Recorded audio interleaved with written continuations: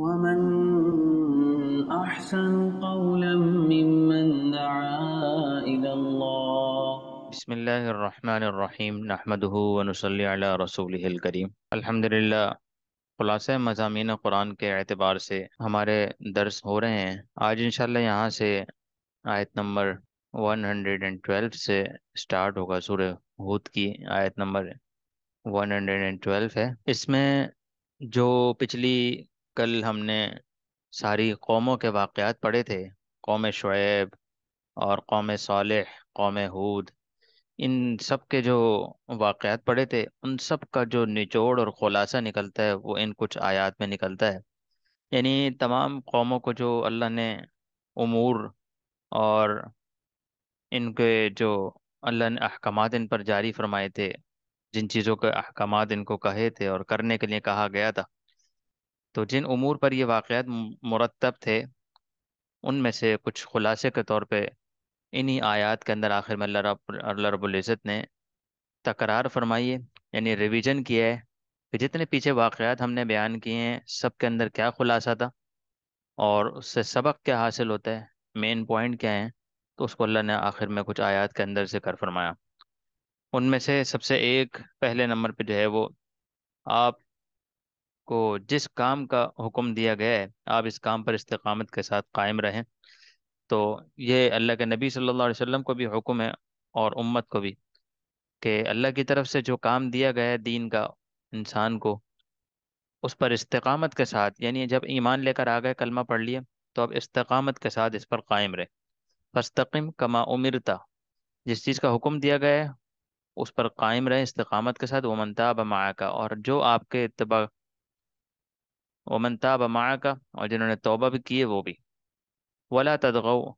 اور پھر دوسرا نمبر پہ جو پوائنٹ ہے وہ ہے دائرہ دین سے مت نکلو، اور تیسرا کافروں اور مشرکوں کی طرف میلان مت کرو۔ وما لکم من دون اللہ من اولیاء ثم لا تنصرون، اور اس کے بعد نماز کو ان کے اوقات میں پابندی کے ساتھ ادا کرو۔ واقیم الصلاۃ طرفی النہار وزلفا من اللیل، رات اور دن میں جتنی نمازیں تم پر اس کے اوقات میں تم پر فرض کی گئی ہیں، یعنی ظہر کی ظہر کے وقت میں، عصر کے عصر کے وقت میں، فجر کی فجر کے وقت میں، یعنی ان کے اوقات کی پابندی کے ساتھ ادا کرو۔ ایسا نہ ہو کہ لیٹ ہو جاؤ اور پھر وہ نماز قضا کرنی پڑ جائے۔ تو اپنے وقت پر نماز کا پڑھ لینا یہ بہت بڑا کمال ہے نماز کا۔ اس لیے یہاں پہ ساری امتوں کا واقعات کا نچوڑ یہاں پہ اس طرح بتایا کہ نماز کو اپنے وقت پر پڑھا کرو، یہ بہت بڑی کامیابی کا راز ہے۔ اس کے ساتھ جو ہے صبر کا حکم دیا گیا،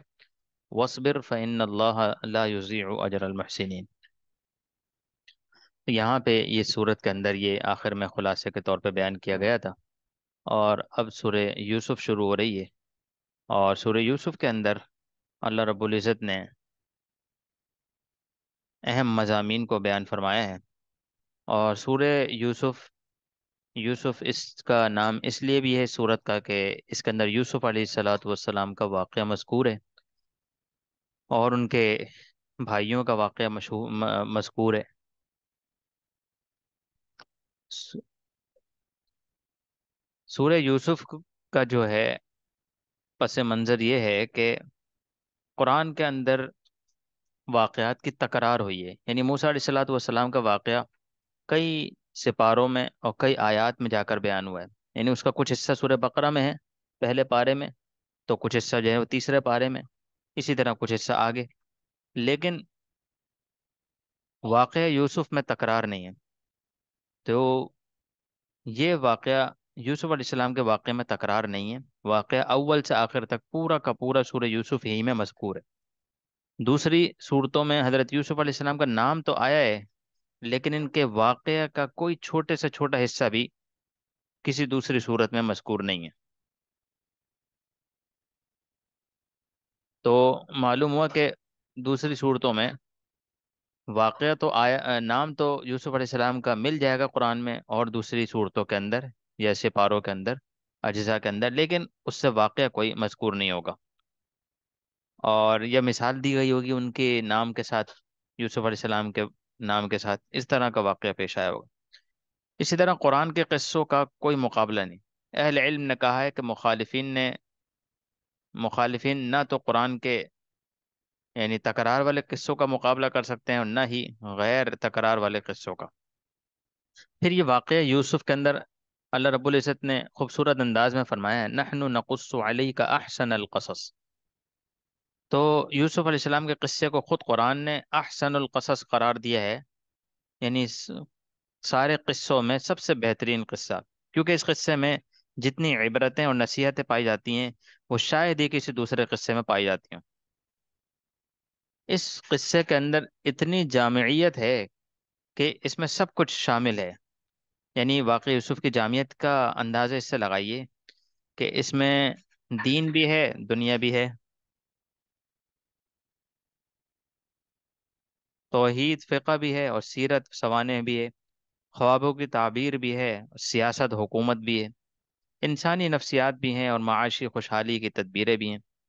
حسن بھی ہے، عشق بھی ہے، زہد اور تقوی بھی ہے، اور انبیاء صالحین کا تذکرہ بھی ہے، ملائکہ اور شیاطین کا بھی، جنوں اور انسانوں کا بھی، جانوروں اور پرندوں کا بھی، بادشاہوں، تاجروں، عالموں، جاہلوں، تو جو راہ راست سے ہٹ جانے والی عورتوں کی ہیلہ سازی، مکاری، حیا، اور پھر اس قصے میں مدد بھی ہے، جزر بھی ہے، گمنامی بھی ہے، شہرت بھی ہے، غربت بھی ہے، ثروت بھی ہے، عزت بھی ہے، ذلت بھی ہے، صبر اور بندگی شہوت بھی ہے۔ تو معلوم ہوا کہ یہ اسی لیے اللہ نے اس کو احسن القصص کہا ہے کہ اس کے اندر جامعیت پائی جاتی ہے، کہ اس میں بہت سارے علوم کو، بہت ساری نصیحتوں کو جمع کر دیا گیا ہے۔ اور پھر حضور صلی اللہ علیہ وسلم اور حضرت یوسف علیہ السلام کے حالات و واقعات میں بھی مماثلت ہے، کہ آپ صلی اللہ علیہ وسلم، قریشی بھائیوں نے آپ صلی اللہ علیہ وسلم کے ساتھ حسد کیا اور قتل کرنے کی جو مشورے کیے، ادھر یوسف علیہ السلام کے بھائیوں نے جو ہے وہ حسد کیا بھائی یوسف سے، اور جو ہے ان کو قتل کرنے کی کوشش کی، اور لے گئے ہیلے بہانے سے، اور جو ہے وہاں پہ جا کے تو ہم قصے یوسف پر اجمالی طور پر پہلے نظر ڈالتے ہیں، پھر رکو وائز اس کے اندر کیا سبق حاصل ہوتا ہے اس کو بیان کریں گے۔ سب سے پہلے ہم اجمالی طور پر اس قصے کو، ویسے تو یہ قصہ اتنا مشہور اور معروف ہے کہ کتابوں میں آتا ہے کہ پچھلے زمانے کے جو لوگ گزرے ہیں ان کے بچوں تک کو یہ قصہ ازبر یاد ہوا کرتا تھا، میمورائز ہوا کرتا تھا۔ حضرت یعقوب علیہ السلام کے 12 بیٹے تھے، اور یوسف علیہ السلام ان میں سے غیر معمولی طور پر حسین تھے۔ ان کی سیرت اور صورت دونوں کے حسن کی وجہ سے والد ان سے بے پناہ محبت کرتے تھے، یعنی یعقوب علیہ السلام۔ اس محبت کی وجہ سے جو دوسرے بھائی تھے یوسف علیہ السلام کے، وہ حسد میں مبتلا ہو گئے، یعنی کہ یہ اتنے حسین ہیں اور ان سے یعقوب علیہ السلام اتنی محبت کیوں کرتے ہیں؟ بس وہ اپنے والد کو تفریح کا کہہ کر کہ ان کو ہم پکنک پہ اور پکنک پوائنٹ پہ یہ اس طرح لے کر جا رہے ہیں، اور یوسف علیہ السلام کو جنگل میں لے گئے اور آپ کو کنویں میں گرا دیے۔ وہاں سے قافلہ گزرا، انہوں نے پانی نکالنے کے لیے کنویں میں ڈول ڈالا تو اندر سے آپ نکل آئے، یعنی یوسف علیہ السلام۔ قافلے والوں نے مصر جا کر ان کو بیچ دیا، تو عزیز مصر نے، یعنی جو بادشاہ تھا مصر کا، اس نے خرید کر اپنے گھر میں رکھ لیا۔ تو پھر یہ چھوٹے تھے، غلام تھے، لیکن اتنا زیادہ ان کو عزت دی کہ غلاموں کی بجائے بیٹا بنا کر رکھا۔ پھر یہ جب جوان ہوئے تو اس بادشاہ کی بیوی زلیخا آپ پر فریفتہ ہو گئی اور محبت میں پھنس گئی۔ اس نے برائی کی دعوت دی، آپ نے اس کی دعوت ٹھکرا دی۔ مصر کے بادشاہ نے بدنامی سے بچنے کے لیے آپ کو جیل میں ڈلوا دیا۔ قید خانے میں بھی آپ نے دعوت توحید کا سلسلہ جاری رکھا، جس کی وجہ سے قیدی آپ کی عزت کرتے تھے۔ تو بادشاہ وقت کے خواب کی صحیح تدبیر بتانے کی وجہ سے آپ اس کی نظروں میں جو ہے وہ اللہ نے ان کو ترقی نصیب فرما دی۔ اس نے آپ کو خزانے، تجارت اور مملکت کا خود مختار وزیر بنا دیا۔ مصر اور اس کے ارد گرد پیش میں قحط کی وجہ سے آپ کے بھائی غلہ حاصل کرنے کے لیے مصر آئے۔ ایک دو ملاقاتوں کے بعد آپ نے انہیں بتایا کہ میں تمہارا بھائی یوسف ہوں۔ پھر آپ کے والدین بھی مصر آ گئے اور سب یہیں آ کر آباد ہوئے۔ یہاں پہ یعقوب علیہ السلام کی محبت کا بھی ذکر ہے، کہ محبت کی ایک وجہ آپ کا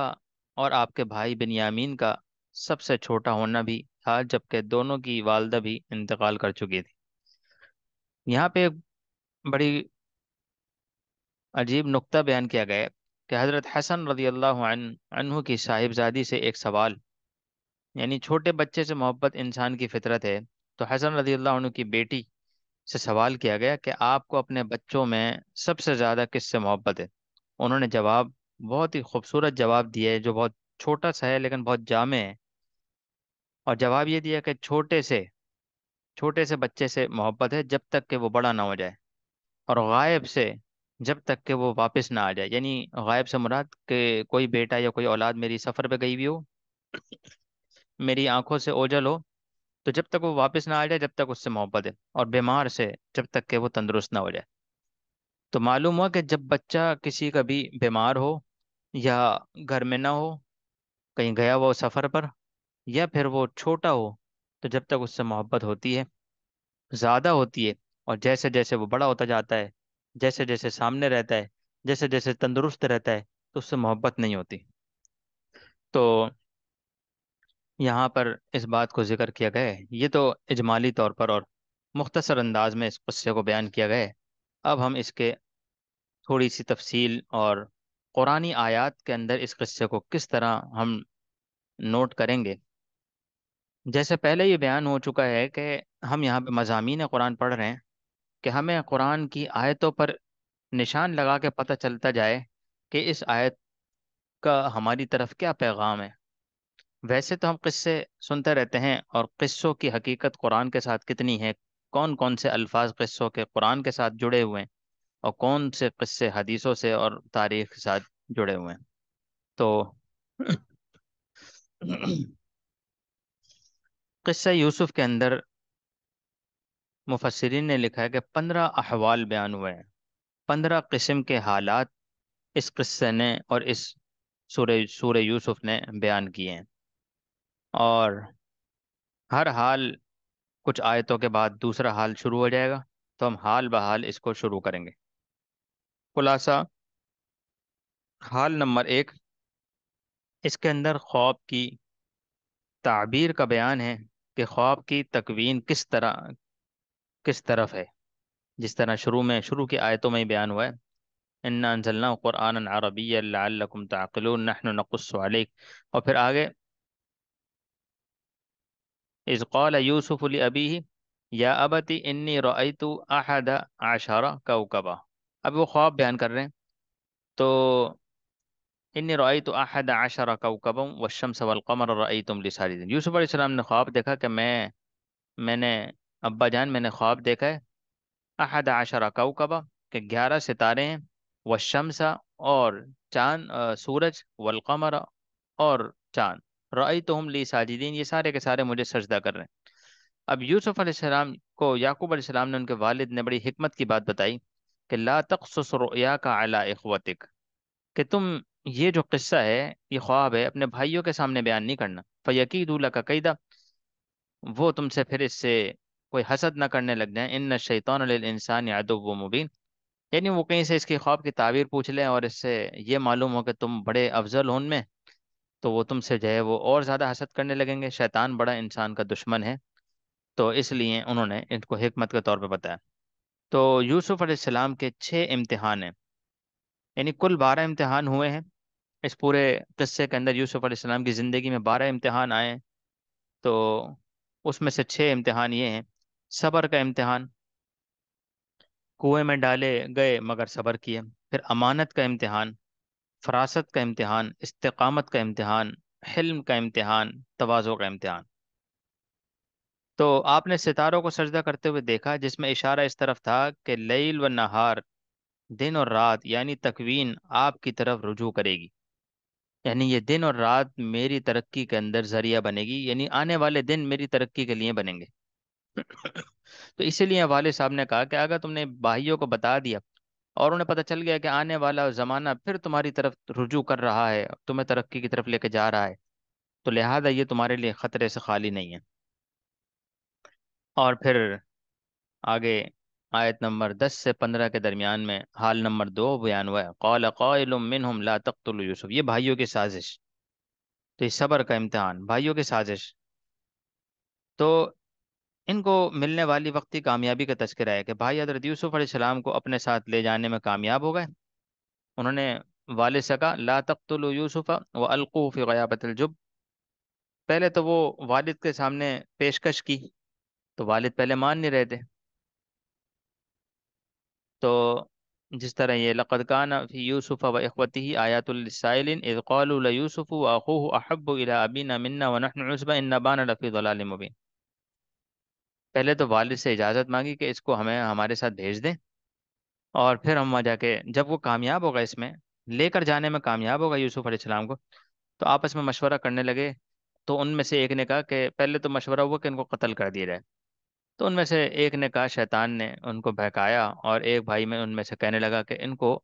قتل نہ کرو، والقوہ فی غیابت الجب، ان کو جو ہے وہ کنویں میں ڈال دو، یلتقطہ بعض السیارۃ ان کنتم فاعلین۔ بس یہ اس طرح۔ تو اب یہاں پہ آگے قالوا یا ابانا ما لک لا تأمنا علی یوسف وانا له لناصحون ارسلہ معنا، ہمارے ساتھ ان کو بھیج دیں، غدا یرتع ویلعب، غدن کہتے ہیں کل کو، ٹمارو، تو یہ کل ہمارے ساتھ کھیلیں گے، کودیں گے، تفریح کریں گے، سیر و وَإِنَّا لَهُ لَحَافِظُونَ، اور ہم ان کی حفاظت کریں گے۔ قَالَ إِنِّي لَيَحْزُنُنِي، مجھے ڈر ہے، یعقوب علیہ السلام نے کہا مجھے ڈر ہے، أَن تَذْهَبُوا بِهِ، تم ان کو لے تو جاؤ، وَأَخَافُ أَن يَأْكُلَهُ الذِّئْبُ، اور میں ڈر رہا ہوں کہ ان کو بھیڑیا نہ کھا جائے، وَأَنْتُمْ عَنْهُ غَافِلُونَ، اور تم ان سے غافل ہو جاؤ۔ تو بھائیوں نے کیا کہا، قَالُوا لَئِنْ أَكَلَهُ الذِّئْبُ وَنَحْنُ عُصْبَةٌ، ہم اتنے طاقتور سارے بھائی ہیں، کیسے ان کو جو ہے بھیڑیا کھا جائے گا، إِنَّا إِذًا لَخَاسِرُونَ، اگر ایسا ہوا تو ہم تو خسارے والے ہیں۔ تو بس چنانچہ اس پر انہوں نے اجازت دے دی، فلما ذهبوا به، جب لے کر گئے، واجمعوا ان يجعلوه في غیابت الجب، اس پر متفق ہو گئے کہ ان کو کنویں میں ڈالیں گے۔ واوحینا الیہ لتنبئنهم بامرهم هذا وهم لا يشعرون، اور پھر کیا ہوا کہ وجاءوا اباهم عشاء یبکون، رات کو جب عشاء یعنی رات کے وقت وہ یہ واپس آئے تو روتے ہوئے آئے، اور آ کر کہنے لگے، قالو، یہ بھائی کہنے لگے، یا ابانا، اے ہمارے والد صاحب، انا ذهبنا نستبق وترکنا یوسف عند متاعنا، ہم بس ان کو ساتھ لے کر گئے تھے، بس ایک جگہ ان کو چھوڑا، اور ہم جو ہے وہ آگے گئے کہیں، ان کو سامان کے پاس چھوڑ کر آگے گھومنے پھرنے چلے گئے، اور پیچھے سے بھیڑیا ان کو کھا گیا۔ وما انت بمؤمن لنا ولو كنا صادقین، اگر ہم سچے ہیں تو یہ بات بالکل صحیح ہے۔ وجاءوا علی قمیصہ، اور یوسف علیہ السلام کی قمیص لے کر آ گئے، بدم کذب، اس پر بھیڑیے کا خون لگا ہوا تھا، یعنی بھیڑیے نے ان کو جو کھایا ہے تو جھوٹا ایسی جھوٹا خون لگا کے کہیں سے، اور لے کر آ گئے نشانی کے طور پہ۔ قال بل سولت لكم انفسكم امرا، اور فصبر جمیل، اب یوسف علیہ السلام نے کو اس پر صبر ہی، بس صبر ہی کرنا چاہیے تھا، اور ان کے پاس کوئی راستہ نہیں تھا، واللہ المستعان علی ما تصفون۔ آگے واقعہ یہ وجہ سیارۃ فارسلوا واردہم فادلی دلوہ، آگے واقعہ یہ ہوا کہ ایک قافلہ آیا، اور انہوں نے جو ہے ان کو نکال لیا، اور پھر قال یا بشرا هذا غلام، بازار میں جا کر بیچ دیا، اور پھر وہ ہم نے آگے پورا واقعہ سن چکے ہیں۔ تو یہاں پہ پہلا حال ہم نے بیان کر لیا تھا بھائیوں کی سازش کا، اب دوسرا حال یہاں پہ جو ہے یہ بیان ہو رہا ہے کہ اس مرحلے میں یہ ہوا کہ قافلے والوں نے حضرت یوسف علیہ السلام کو نکالا اور آپ کو مصر لے گئے، تو اس پر بھی صبر کیا۔ اور تیسرا واقعہ صبر کے دوسرے پرچے کا تذکرہ ہے کہ آپ کو مصر کے بازار میں فروخت کیا گیا، جس سے انسان کے ظاہر اور باطن دونوں کو بڑی پریشانی ہوتی ہے، مگر اس سب کے باوجود صبر کے دامن کو نہیں چھوڑا، اور صبر کو انہوں نے پکڑ کے رکھا، اور اس پر صبر کیا یوسف علیہ السلام نے۔ اور پھر عزیز مصر کا مہربان ہونے کا ذکر ہے، اور پھر خلاصہ حال نمبر 5 شروع ہو رہا ہے یوسف علیہ السلام کی استقامت کا، کہ اس میں مصر میں حضرت یوسف علیہ السلام ملنے والی علمی ترقی، زلیخا کے مسلسل حملوں، اور حضرت یوسف علیہ السلام کی استقامت کا بیان ہے، کہ یعنی آپ جوان ہوئے، پھر زلیخا نے ان کو جو ہے نا اپنی طرف مائل کیا، اور وغلقت الابواب، دروازے بند کر دیے، وقالت حیت لک، تو یوسف علیہ السلام نے اپنا دفاع کیا، اور دروازوں کے پاس بھاگتے چلے گئے، دروازے کھلتے چلے گئے، آخری دروازے پہ جب پہنچے تو وہ دروازہ بند تھا، اور ادھر سے ہی عزیز مصر بھی داخل ہو رہا تھا۔ تو جب اس نے یہ معاملہ دیکھا تو اس نے کہا کہ یہ کیا ہوا، اس پر اس کی بیوی زلیخا نے الٹا یوسف علیہ السلام پر بہتان لگا دیا۔ نیز اس کے اندر ایمان امانت کا بھی امتحان اور اس امتحان کی شدت کے اسباب، یعنی یوسف علیہ السلام کی امانت کا پہلا امتحان جس کی شدت کے اسباب یہ تھے کہ اپنے بیٹے کو، جس نے نئے کپڑے پہنے ہوں اور اپنے باپ کے ساتھ باپ کی انگلی پکڑے راستے پر کہیں جا رہا ہو اور راستے میں کیچڑ آ جائے تو باپ اپنے بچے کا ہاتھ پکڑ لیتا ہے، اور جب راستہ زیادہ خراب ہو تو بچے کو اٹھا لیتا ہے اور صاف راستے میں رکھ دیتا ہے۔ اسی طرح اللہ تعالیٰ انبیاء علیہ السلام کو بھی محفوظ رکھتے ہیں، جب بھی گناہ پاس آنے لگتا ہے تو اللہ تعالیٰ انہیں اس جگہ سے ہٹا دیتے ہیں۔ تو یوسف علیہ السلام کی بھی اللہ پاک نے ایسی ہی مدد فرمائی۔ پھر اس کے بعد حال نمبر 6 شروع ہوگا۔ حال نمبر 6 کے اندر یوسف علیہ السلام کی امانت کا دوسرا امتحان تھا، اس میں مصری عورتوں کا کے اجتماعی حملے اور حضرت یوسف علیہ السلام کی استقامت اور گرفتاری کا بیان۔ وقال نسوة في المدينة امرأة العزيز تراود فتاها عن نفسه قد شغف حبا إن لنراها في ضلال مبين۔ وہ عورتیں جو ہے وہ عزیز مصر یعنی زلیخا سے کہنے لگیں کہ تمہیں ایک لڑکے نے اور ایک جوان نے جو ہے اتنا زیادہ اپنے اس میں کر لیا، اس کے حسن نے، ایسا بھی کیا حسن تھا؟ تو اس پہ اس عزیز مصر نے کہا تمہیں پتہ بھی ہے کون ہے؟ پھر آگے اس نے کہا فلما سمعت، جب عزیز مصر نے یہ سنا کہ میرے اوپر تو ایسی باتیں بن رہی ہیں کہ ایک نوجوان پہ فدا ہو گئی، بمکری ہن، تو جب اس نے سنا تو اس نے کیا کیا، ارسلت الیہن، تو ان کے پاس پیغام بھیجا، وَأَعْتَدَتْ لَهُنَّ مُتَّكَأً، سب کو ایک ایک تکیہ دے دیا کہ اس پہ ٹیک لگا لو، اور سب کو وَآتَتْ كُلَّ وَاحِدَةٍ مِّنْهُنَّ سِكِّينًا، سب کو ایک چھری دے دی اور ایک پھل دے دیا، اور پھر ادھر سے یوسف علیہ السلام کو دروازہ کھول کے گزارا۔ جیسے یوسف علیہ السلام ان کے سامنے نکلے، فَلَمَّا رَأَيْنَهُ أَكْبَرْنَهُ وَقَطَّعْنَ أَيْدِيَهُنَّ، تو انہوں نے وہ پھل کو کاٹتے کاٹتے اپنے ہاتھ کاٹ لیے، اور سب کی زبانوں سے ایک دم نکلا قلنا حاشا للہ ما ھذا بشر، کیا خوبصورت جو ہے انسان ہے، ان ھذا الا ملک کریم، یہ تو فرشتہ لگ رہا ہے۔ تو ان کی زبانوں سے فوراً یہ نکلا۔ تو جب جو سب کی سب اعلیٰ گھرانوں کی تھیں اور زلیخا کے حق میں حضرت یوسف علیہ السلام سے درخواست کر رہی تھیں، لیکن اللہ تعالیٰ نے اپنے نبی کو مامون اور محفوظ رکھا اور بتایا کہ تم سب بھی جو ہے وہ، یعنی وہ زلیخا کے ساتھ ساتھ دے رہی تھیں، زلیخا کے ساتھ دینا چاہ رہی تھی کہ یہ شخص ہے، یہ نوجوان جو ہے جھوٹ بول رہا ہے اور زلیخا جو ہے سچی ہے۔ تو اس پر اللہ پاک نے یہ واقعہ بنوایا اور تدبیر بنا کر ان کو اس میں جو ہے سامنے کیا۔ اس کے بعد حال نمبر 7 شروع ہوگا۔ حال نمبر 7 کے اندر یوسف علیہ السلام کی فراست کا امتحان ہے۔ فراست کیا ہے کہ جیل میں جانے، وہاں جیل میں توحید کی تبلیغ کرنے اور قیدیوں کو خوابوں کی تعمیر بتانے کا بیان ہے۔ تو فراست کا پہلا امتحان یہ تھا کہ آپ نے ان قیدیوں کو تعبیر بتانے سے پہلے توحید کی تبلیغ کی، پھر ان اللہ کے دیے ہوئے علم کے مطابق خوابوں کی تعبیر بتائی، تو یہ فراست تھی۔ اور دوسرا فراست کا امتحان یہ تھا کہ بادشاہ نے خواب دیکھا، اس کی تعبیر کہیں مل نہیں رہی تھی، تو کسی نے بتا دیا کہ جیل میں قیدی ہے، وہ بتا دے گا اس کی، وہ اس کو اس کا علم ہے۔ تو یوسف علیہ السلام کی رہائی کا اسباب کو بیان کیا گیا۔ تو یوسف علیہ السلام کی فراست یہاں پہ یہ تھی، یعنی اللہ کے نبی کی کہ فراست اس کو کہتے ہیں کہ اس طریقے سے کام کرنا کہ اپنا اپنے آپ کو گرانا بھی نہیں، اپنی بے عزتی بھی مت کرنا، اور اپنے اوپر جو الزامات لگے ہوئے ہیں یا غلط چیزیں لگی ہوئی ہیں اس کو ہٹا بھی لینا۔ تو اب انہوں نے کیا کیا کہ جب بادشاہ نے کہا کہ ان کو جیل سے نکال دو، تو انہوں نے کہا میں جیل سے ایسے نہیں نکلوں گا جب تک یہ عورتیں میری پاک دامنی بیان نہ کریں۔ تو انہوں نے پھر عورتوں نے خود کہا کہ یہ معصوم ہیں، ہم نے ان پر سازش کی تھی، اور جب یہ الزام ہٹا دیا پھر یوسف علیہ السلام وہاں سے نکلیں تاکہ صاف اور پاک دامن ہو کے بالکل جائیں اور کوئی ان پر الزام نہ ہو۔ اسی طریقے سے خوابوں کی تعبیر کا بھی ذکر ہے، اور پھر یوسف علیہ السلام کی استقامت اور بصیرت کے واقعات کا بیان ہے۔ یوسف علیہ السلام استقامت کے پہلے امتحان کا بیان ہے کہ جب حضرت یوسف علیہ السلام کو بلانے کے لیے بادشاہ نے آدمی بھیجا تو جس طرح بیان ہوا کہ انہوں نے انکار کر دیا، اور پھر اس طریقے سے بادشاہ سے کہا کہ پہلے ان عورتوں سے جو ہے وہ عہد کریں اور ان سے بلوائیں کہ میں میرا الزام، میرا گناہ صحیح ہے یا غلط ہے، میں سچا ہوں یا کیا ہوں۔ جب انہوں نے اس بات کا اقرار کر لیا کہ ہاں یہ معصوم ہے، پھر یوسف علیہ السلام نے وہاں سے رہائی کی۔ اس طریقے سے وہ 12واں پارہ مکمل ہوا ہے۔ اب 13ویں پارے میں بھی یوسف علیہ السلام کا قصہ ہی ابھی چل رہا ہے، یعنی سورہ یوسف ابھی جاری ہے۔ اب اس کے اندر بھائیوں کی آمد اور آپ کا تحمل۔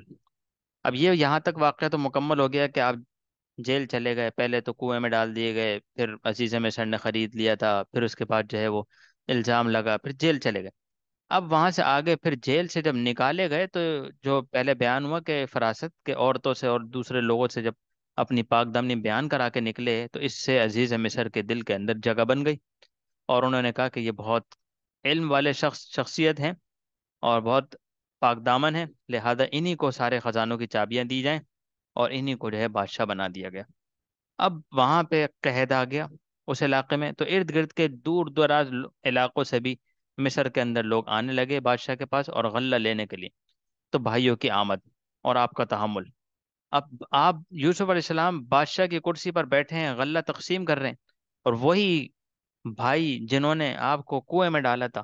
وہ سامنے سے آ رہے ہیں، اور آپ دیکھ رہے ہیں، جانتے ہیں کہ یہ میرے بھائی ہیں، انہوں نے میرے ساتھ ظلم کیا، لیکن آپ اس پر صبر کر رہے ہیں اور تحمل برداشت کر رہے ہیں، اور ان کو بھی غلہ دے رہے ہیں، اور اپنے اوپر ایک کپڑا لپیٹے ہوئے ہیں تاکہ یہ مجھے نہ پہچان جائے۔ تو مصر میں آمد اور واپسی میں حضرت یوسف علیہ السلام کی طرف سے بنیامین کو پھر ساتھ لانے کی شرط کا بیان۔ تو انہوں نے کہا کہ اگلی دفعہ جب آؤ گے تو اپنے کوئی بھائی تمہارا باقی ہے؟ انہوں نے کہا ایک چھوٹا بھائی ہے۔ تو انہوں نے کہا کہ اب اس کو ساتھ لاؤ گے تو تمہیں غلہ ملے گا، ورنہ نہیں۔ اب چھوٹے بھائی تھے تو جن کو یعقوب علیہ السلام نے باقی برادران کے ساتھ چھوڑا تھا، نہیں چھوڑا تھا کہ کہیں یوسف کی طرح اس کو بھی گم نہ کر دیں، تو یوسف علیہ السلام نے ان کو بھی آئندہ ساتھ لانے کی شرط لگا دی۔ والد محترم نے بیٹوں کو مختلف دروازوں سے جانے کا حکم دیا گیا۔ فلما جہزهم بجہازهم جعل السقایۃ فی رحل اخیہ۔ تو یوسف علیہ السلام کے جو بھائی تھے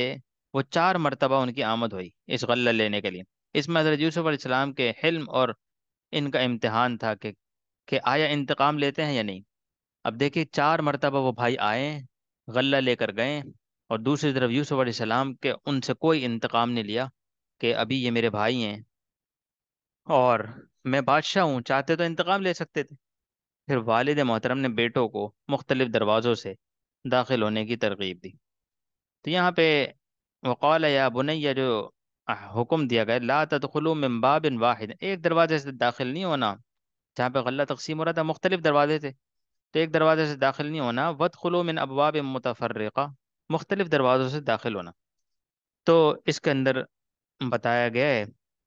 کہ یعقوب علیہ السلام نے اپنے بچوں کو سمجھایا کہ ایک دروازے سے داخل نہیں ہونا، یہ ایک ہیلا تھا جو 3 چیزوں کے اندیشے کی وجہ سے بتایا، یعنی اس میں 3 چیزوں کا خطرہ تھا، اور وہ 3 چیزیں یہ ہیں: تم پر کسی کو جاسوسی کا خطرہ نہ ہو جائے،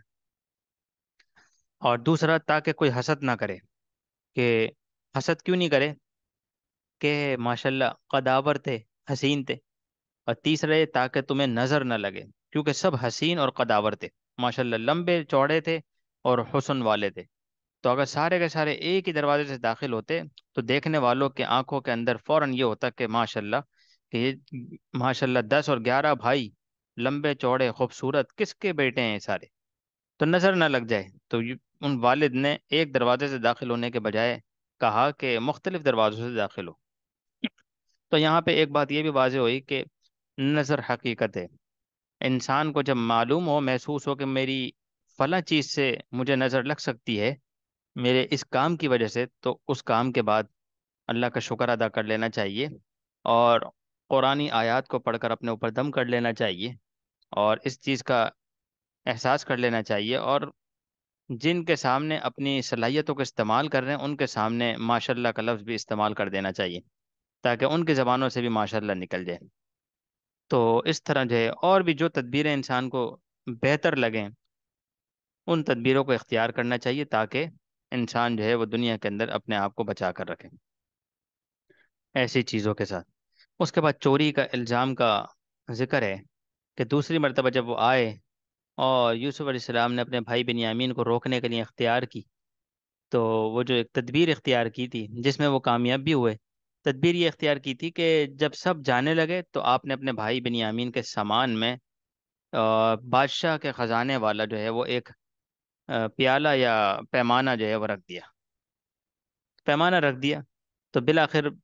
اور پھر وہ ڈھونڈنے لگے سارے کے سارے وزیر وغیرہ، تو آخر کار وہ بنیامین کے سامان سے وہ جو ہے وہ نکلا، مل گیا۔ اس وقت قانون یہ تھا کہ جس شخص کے سامان سے گمشدہ چیز برآمد ہوتی، اس شخص کو بطور سزا اپنے پاس روک لیا جاتا۔ تو یوں اس تدبیر کو اختیار کر کے حضرت یوسف علیہ السلام نے اپنے بھائی بنیامین کو روکنے میں کامیاب ہوئے۔ پھر بھائیوں کا چوری کا الزام لگانا، آپ کا صبر سے کام لینا، اور اس طریقے سے پھر یعقوب علیہ السلام کے کمال توکل کو بیان کیا گیا ہے کہ توکل بڑے، فلما دخلوا علیہ قالوا یا ایھا العزیز، اس کے بعد اذهبوا بقمیصی ھذا فالقوه علی وجه ابی یأتی بصیرا، انہوں نے، یوسف علیہ السلام نے ان کو کہا کہ میری قمیض جو ہے وہ لے جاؤ اور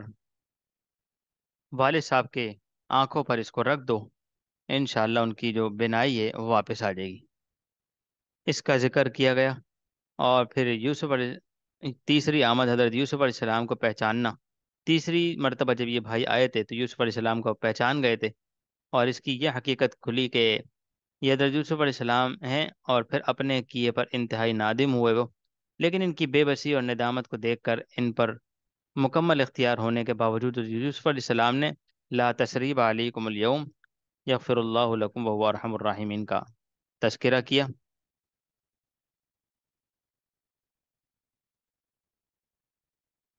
لا تثریب علیکم الیوم یغفر اللہ لکم وهو ارحم الراحمین، تو اس کا ذکر کیا گیا۔ اور اس کے بعد پھر یوسف علیہ السلام نے اپنی قمیض بھجوائی، اور قمیض بھجوانے کے بعد پھر بھائیوں اور والدین کی مصر آمد، اور آپ صلی اللہ علیہ وسلم آپ کی تواضع۔ اس کے بعد پھر اس کا ذکر ہے فلما دخلوا علی یوسف آوى الیہ ابویہ وقال ادخلوا مصر ان شاء اللہ آمنین، اس میں بھائی اور والدین کی مصر آمد کا بیان ہے، اور پھر اظہار تشکر کا ذکر ہے، حضرت یوسف علیہ السلام کی تواضع کا ذکر ہے کہ سب جرائم کی نسبت شیطان کی طرف کر دی، یعنی بھائیوں نے سب تکلیف دی لیکن انہوں نے ساری کی ساری شیطان کی طرف موڑ دی، اور کہا کہ سب کچھ من بعدی ان نزغ الشیطان بینی و بین اخوتی، کہا کہ یہ جو میرے اور میرے بھائیوں کے درمیان ہوا ہے، یہ میرے بھائیوں نے نہیں کیا بلکہ شیطان ان کے اندر آ گیا تھا، اور شیطان نے ان سے یہ کام کرا دیا۔ تو یہ بہت ہی زیادہ تواضع کی اعلیٰ معیار ہے کہ انسان کو پتہ بھی چل جائے کہ یہ میرے ساتھ غلط ہوا ہے، اور پھر بھی جو ہے نا اس کو انسان اس کو رخ موڑ دے۔ اور اس طریقے سے پھر یہ صورت مکمل ہوئی، اور آگے سورہ رعد شروع ہو رہی ہے۔ سورہ رعد کے اندر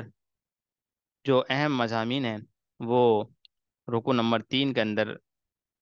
رکو نمبر 3 سے شروع ہو رہے ہیں۔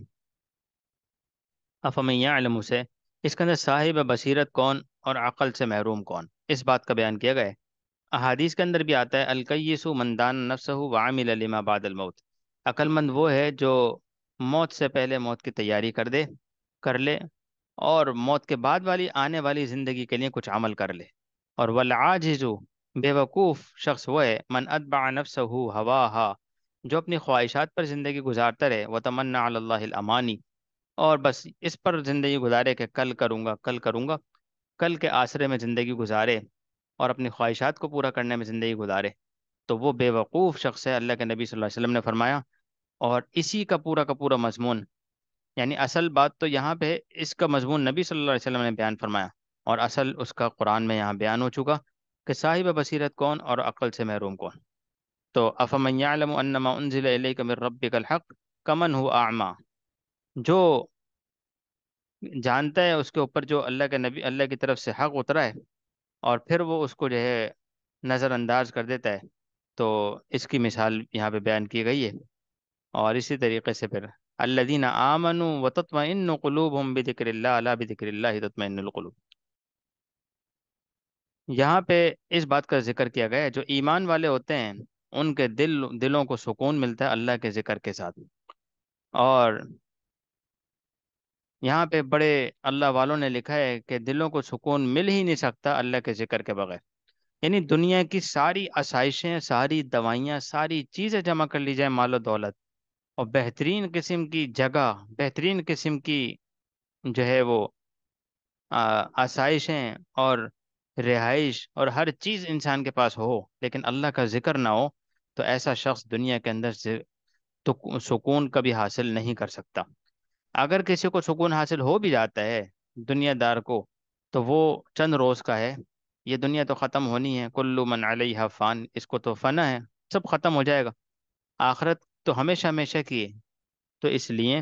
اس بات کا ذکر یہاں پہ کیا گیا ہے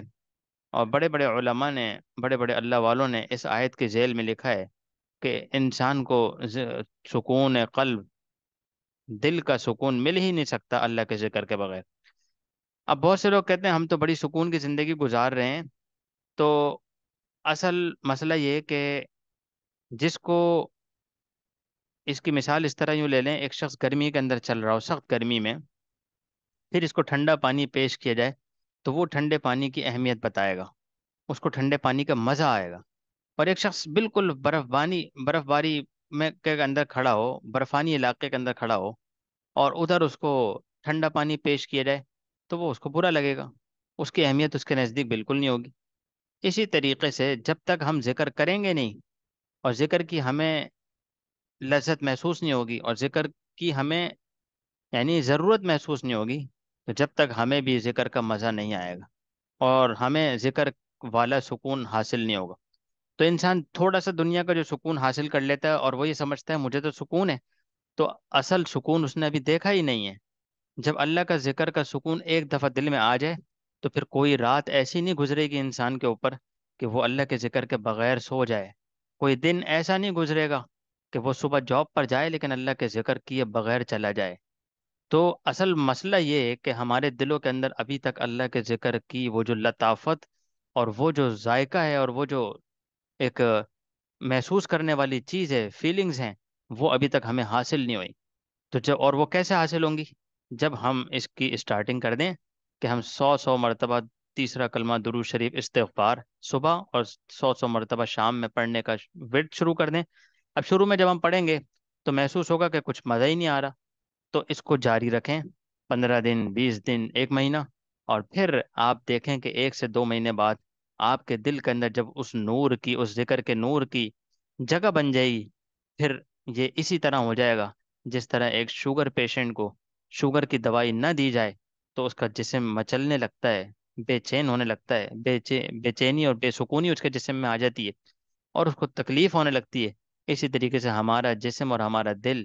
جس دن اس کو ذکر نہیں ملے گا، یہ بے چین اور بے سکون ہو جائے گا۔ لیکن اس کے لیے پریکٹس کرنی پڑے گی،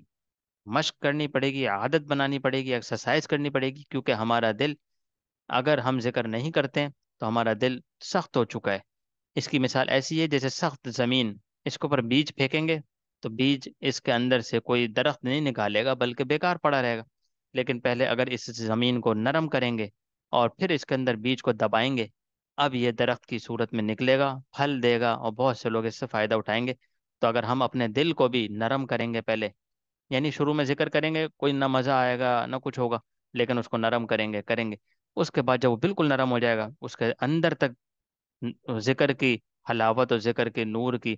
وہ چیزیں اندر بیٹھ جائیں گی، تو پھر انشاءاللہ ہم سے لوگوں کو فائدہ ہوگا اور ہم لوگوں کو فائدہ پہنچانے والے بنیں گے۔ آج پوری دنیا کے اندر سب سے بڑا مسئلہ یہی ہے، انسان انسان کو فائدہ نہیں پہنچا رہا، اور جو فائدہ پہنچاتا ہے وہ دنیا کا کامیاب ترین انسان سمجھا جاتا ہے، لیکن ایسے لوگ بہت کم ہیں۔ اللہ پاک ہمیں عمل کرنے کی اور سننے کی، سمجھنے کی اور دوسروں تک پہنچانے کی توفیق نصیب فرمائیں۔ وآخر دعوانا ان الحمد للہ رب العالمین۔ انشاءاللہ سورہ رعد یہاں سے ابھی چل رہی ہے، اس کو آگے یہاں سے سلسلہ جاری کیا جائے گا۔ اللہ پاک عمل کی توفیق نصیب فرمائے۔